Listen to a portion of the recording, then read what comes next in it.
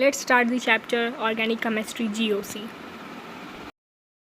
Hello guys, welcome back to your channel. तो आज हम लोग यहाँ पे ऑर्गेनिक केमिस्ट्री का चैप्टर GOC सब ये बेसिक कॉन्सेप्ट्स हैं जो मैं आपको बिकॉज बताने वाली हूँ, और आप सभी को इसमें नोट्स भी मिल जाएंगे, तो आप सभी को इसको में लिखने का टाइम भी दिया जाएगा। तो चलिए देखते हैं, स्टार्ट करते हैं अपने चैप्टर को जिसका नाम है ऑर्गेनिक केमिस्ट्री का फर्स्ट लेक्चर होगा ये। So let's start our video. पहले हम फंक्शनल ग्रुप देखते हैं। यहाँ पे कुछ एग्जांपल्स हैं जो आपको सबको रिमेंबर करना पड़ेगा। तो फर्स्ट आता है चेन टर्मिनेटिंग एंड सेकंड आता है हमारा non chain terminating. CHO, COOH, COOR, NCN carbon nitride, and CONH2 carboxamide and COX carbonyl halide. ये सभी कुछ एग्जांपल्स हैं चेन टर्मिनेटिंग के। और नॉन चेन टर्मिनेटिंग के आपके एग्जांपल आ जाएंगे जैसे OH, NH2, SH, SO3H। अब देखते हैं अपने non chain terminating functional group directly attached with ring और cyclic compound, then we can use special suffix. अब यहाँ पे देखते हैं जो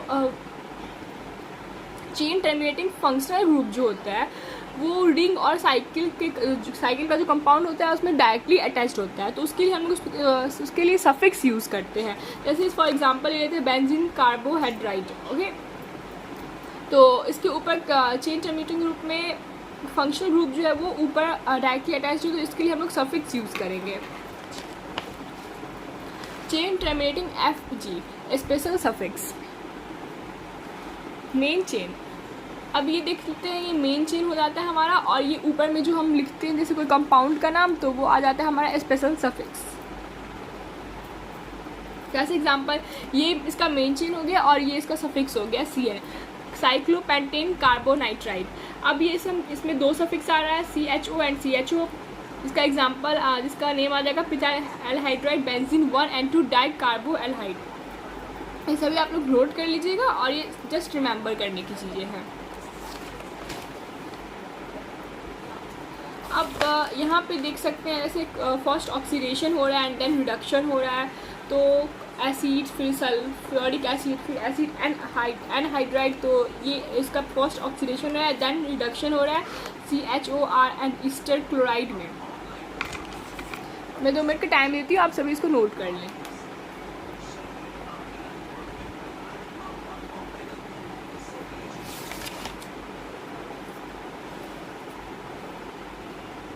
अब यहाँ पे देखते हैं कुछ ऑक्सीडाइजिंग एजेंट के नेम KMnO4H+ और OH- और H2O। ये सभी कुछ जो है वो ऑक्सीडाइजिंग एजेंट में आ जाते हैं।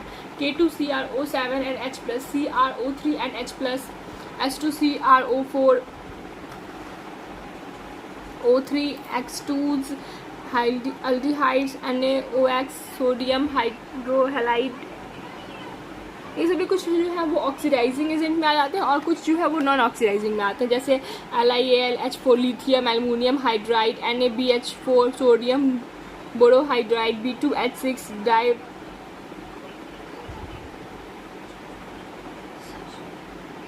आप सभी इसको ऑक्सीडाइजिंग एजेंट और रिड्यूसिंग एजेंट सबको नोट कर लिए सारे पॉइंट्स को। मैं 2 मिनट का वेट करती हूँ।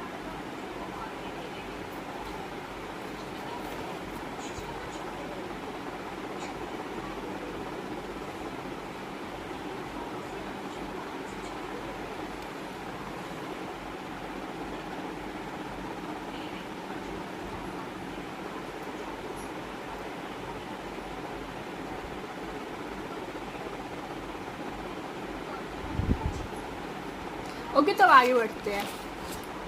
अब आता है reaction mechanism. Breaking of old covalent bond and forming new bond known as reaction and step by step description of reduction known as mechanism reaction. अब देखते हैं पहले रिएक्शन क्या होता है और मैकेनिज्म क्या होता है। इसको 2 पार्ट में एक्सप्लेन किया गया है। Breaking of old covalent bond and forming new bond known as reaction. एक पुराने कोवैलेंट बॉन्ड को तोड़ना, पॉइंट करिएगा, पुराने कोवैलेंट बॉन्ड को तोड़ना और उसी से एक न्यू बॉन्ड को फॉर्म करना, इसको हम लोग रिएक्शन कहेंगे। And step by step description, यहाँ पे नोट करिएगा step by step description of reaction known as mechanism reaction. अब यहाँ पे स्टेप बाय स्टेप जो रिएक्शन हो रहा है उसको हम लोग मैकेनिज्म रिएक्शन कहेंगे।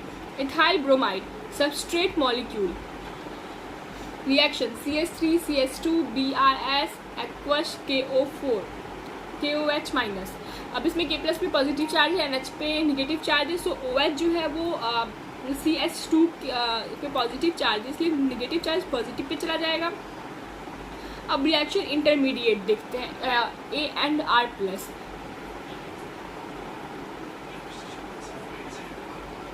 P solvent, P concentration, catalyst, कुछ एग्जांपल आ जाएंगे आपके। अब बॉन्ड फ्यूजन और बॉन्ड क्लीवेज, इसको देखते हैं। इसमें दो टाइप के आते हैं, homolytic and heterolytic. In presence of polar solution, अब यहाँ पे देखिए, यहाँ पे लाइट रिएक्शन के थ्रू ये टूट रहा है, ओके।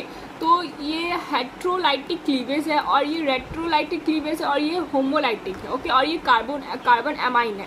सो यहाँ पे रेट्रोलाइटिक क्लीवेज जब यहाँ पे ऐड हो रहा है, जैसे जब लाइट पास कराया जाता है तो ये कार्बोकेटाइन में ये टूट रहा है, okay. In presence of UV light, sunlight, अब ये किसके प्रेजेंस में हो रहा है, तो ये यूवी लाइट और सनलाइट के प्रेजेंस में हो रहा है। और in presence of non polar solvent, और ये नॉन पोलर सॉल्वेंट के भी प्रेजेंस में हो रहा है, ओके। अब देखते हैं यहाँ पे कुछ reagent, electrophiles and nucleophiles. Electrophile जो है वो हमारा कैटायन हो जाएगा C+, और एनायन, और न्यूक्लियोफाइल्स जो है वो हमारा एनायन हो जाएगा N4-, ओके। इलेक्ट्रॉन डिफिशियंसी और इलेक्ट्रॉन रिच। इलेक्ट्रोफाइल जो होगा वो हमारा इलेक्ट्रॉन डिफिशियंट होगा और हमारा न्यूक्लियोफाइल जो होगा वो हमारा इलेक्ट्रॉन रिच होगा, ओके। अब हमारा एग्जाम्पल्स हम लोग कुछ देख लेते हैं इलेक्ट्रोफाइल्स के, तो वो H+, Cl+, Br+, I+, और इसमें हमारा ये R+ होगा, सो CH3+ और C2H5+, कुछ एग्जाम्पल ले लेते हैं। अब हम लोग इसको कंपाउंड में कैसे लिखेंगे, तो CH+ और CH3 हमारा बॉन्ड में आ जाएगा। अब हम लोग कुछ न्यूक्लियोफाइल्स एग्जाम्पल देखते हैं। तो न्यूक्लियोफाइल जो हमारा है वो एनायन है, तो वो NH4-, वो हमेशा माइनस में होगा। सो इसमें देखते हैं H-, F-, Cl-, Br-, I-, OH-, SH- and Cn-। अब ऐसे यहाँ पे भी कुछ एग्जांपल्स दिए जिसको आप सभी नोट कर सकते हैं, ओके। तो मैं नोट करने का टाइम दे देती हूँ आपको, ये पेज।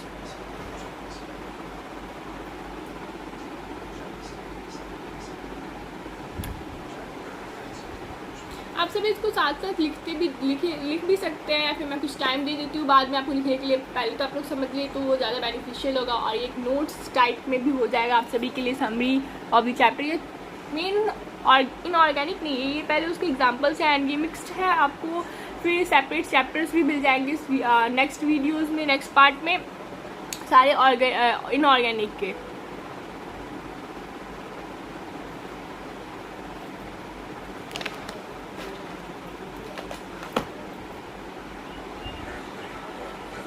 आई होप सभी ने लिख लिया होगा, तो हम लोग आगे बढ़ते हैं। अब हम लोग देखते हैं Lewis acid and Lawrence base. Lewis acid जो है हमारा E+ होगा और बेस जो होगा N4- होगा, ओके। तो अब कुछ एग्जांपल देखते हैं हमारे लुईस एसिड के, तो BF3Cl3, AiBr3, FeCl3 एंड FeBr3 etc etcetera. And Lewis base के एग्जांपल हम लोग देखते हैं, तो NH3 जिसमें वहाँ पर दो लोन पेयर भी हो जाएगा, NH3 के ऊपर NH2 जिसके ऊपर भी दो लोन पेयर है, एंड ये अटैच्ड होगा NH2 मतलब, और ये इसका नाम जो है इस कंपाउंड का हो जाएगा हाइड्राजाइन। अब NH2OH के साथ अटैच है तो हाइड्रोक्साइल एमाइन। अब हमारा NH2OH के साथ अटैच है तो हाइड्रोक्साइल एमाइन। एक्चुअली दोनों सेम ही है, मैंने 2 बार लिख लिया है। अब CO2 का देखते हैं, तो कार्बन जो है वो बीच में आ जाएगा और दोनों तरफ से ऑक्सीजन आ जाएगा, ओके। और उस दोनों ऑक्सीजन पे निगेटिव चार्ज है, तो ये वीक इलेक्ट्रोफाइल में आ रहा है हमारा।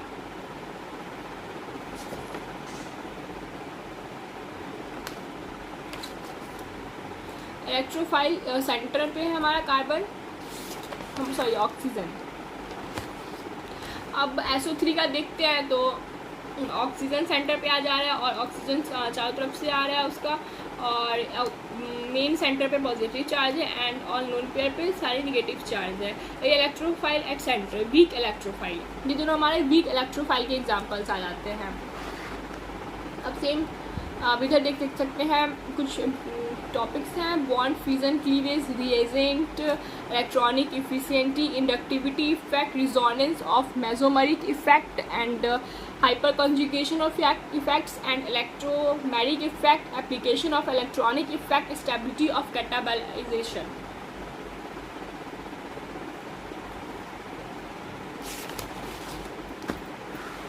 हम देखते हैं रिएक्शन इंटरमीडिएट। इसमें आता है हमारा carbocation, carbanion, free radical, carbene, nitrene. अब एक एग्जांपल लेते हैं हम लोग CH3+ मिथाइल कार्बोकेटाइन। ओके, तो इसमें कार्बन जो हमारा सेंटर पे आएगा, सेंटर पे आ रहा है तो हम लोग उसको इलेक्ट्रोफिलिक सेंटर बोलेंगे। तो ये कार्बन हमारा इलेक्ट्रोफिलिक सेंटर हो जाएगा। तो इसका हम लोग क्या लिखेंगे, sp2 प्लेनर। अब 6 electrons in outer most shell. अब इसके आउटर मोस्ट सेल में टोटल 6 इलेक्ट्रॉन है, ऑल आर बॉन्डेड। अब सभी बॉन्डेड है।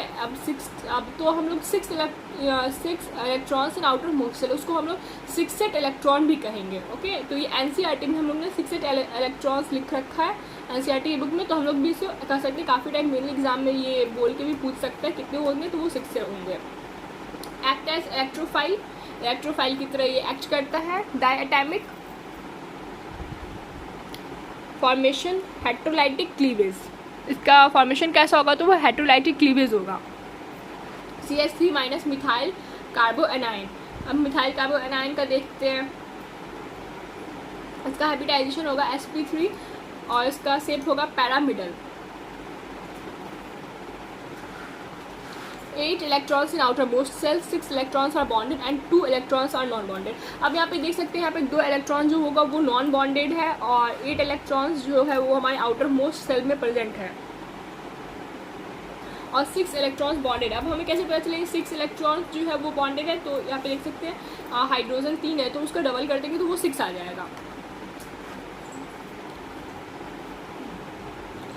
Act as nucleophile. ये जो है वो न्यूक्लियोफाइल की तरह एक्ट करेगा। डायामैग्नेटिक होगा और हेट्रोलाइटिक होगा।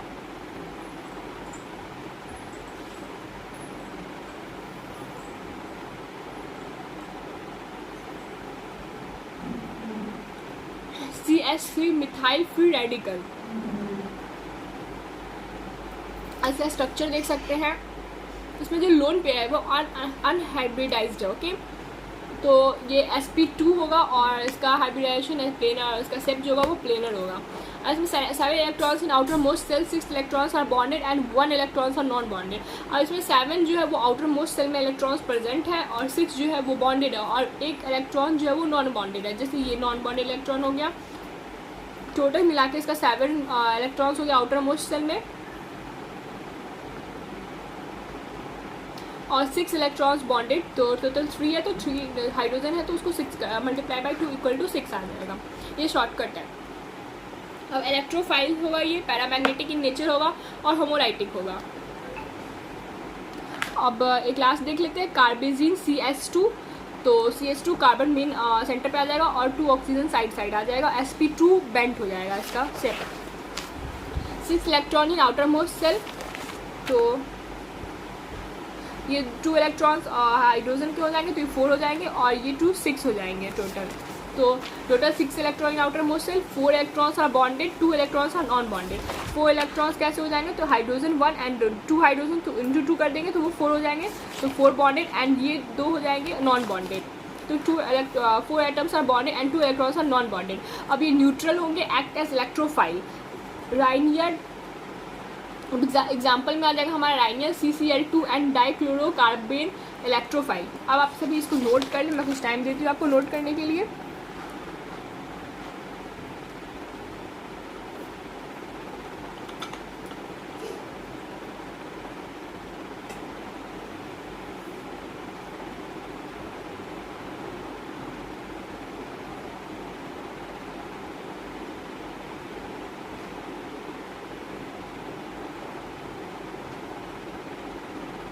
बच्चे पूछ रहे हैं नेक्स्ट वीडियो क्या आएगा, तो नेक्स्ट वीडियो हमारा आ जाएगा क्लास 12 का रिप्रोडक्टिव हेल्थ बना लेते हैं। इसके बाद नेक्स्ट वीडियो आप सभी को उसी का प्रोवाइड कर दिया जाएगा। ओके,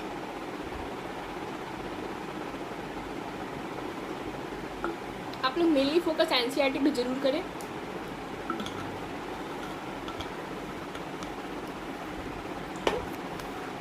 ओके, आई होप आप सभी ने लिख लिया हो।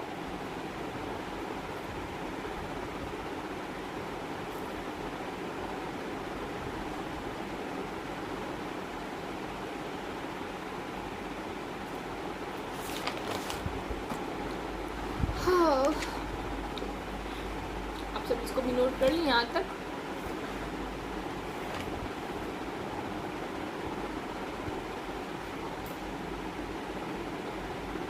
चलिए अब हम लोग यहाँ पे नाइट्रीन से देखेंगे।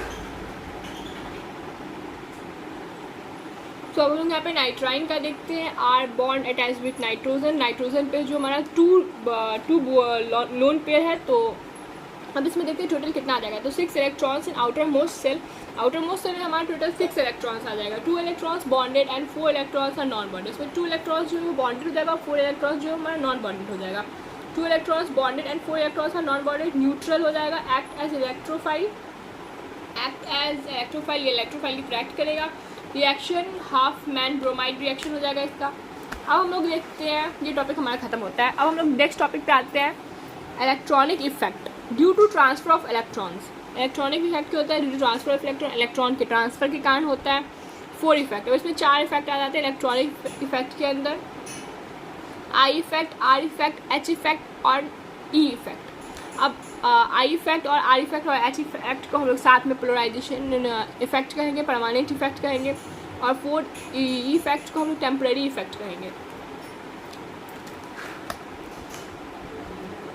Electron, sigma bond, pi bond, negative charge, lone pair, odd electrons और बाइटल। ट्रांसफर अभी सबको transfer of displacement of electron. अब इसमें ट्रांसफर होगा और डिस्प्लेसमेंट ऑफ इलेक्ट्रॉन्स भी होंगे। अब आई इफेक्ट को हम लोग ऐसा लिख सकते हैं, सिग्मा बॉन्ड ऐसे लिख सकते हैं। आर इफेक्ट को पाई बॉन्ड, एच इफेक्ट को सी एच बॉन्ड और ई इफेक्ट को pi bond.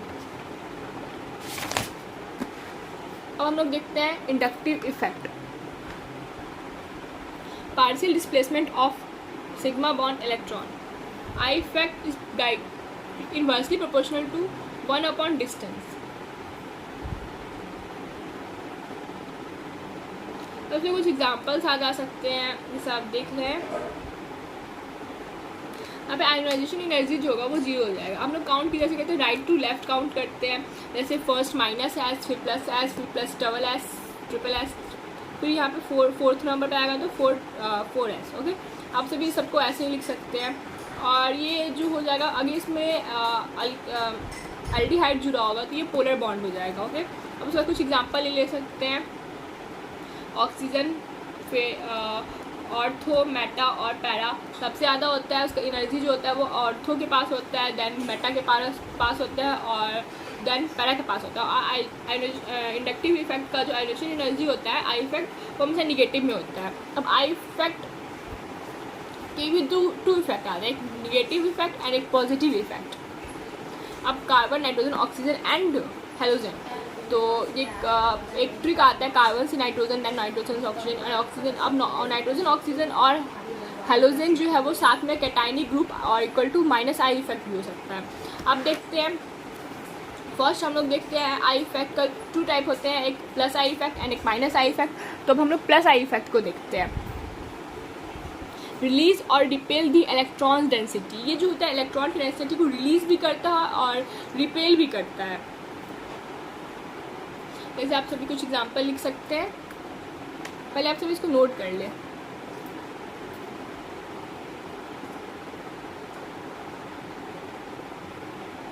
Okay, I hope आप सभी नोट कर लिया हो। तो नाइट्रोजन, ऑक्सीजन और OH बॉन्ड, जैसे आप सभी देख सकते हैं NH से कार्बन की तरफ ट्रांसफर हो रहा है, O से भी कार्बन की तरफ ट्रांसफर हो रहा है और OH से भी कार्बन की तरफ ट्रांसफर हो रहा है, जैसा कि हमने इस टॉपिक में बताया था। नेगेटिव चार्ज और more ionisation energy atom more stable, जितना ज़्यादा उसमें नेगेटिव चार्ज होगा उतना ही ज़्यादा आयोनाइजेशन एनर्जी होगा, वो उतना ही ज़्यादा स्टेबल होगा। अब second, minus I effect, when the group withdraw the electron density।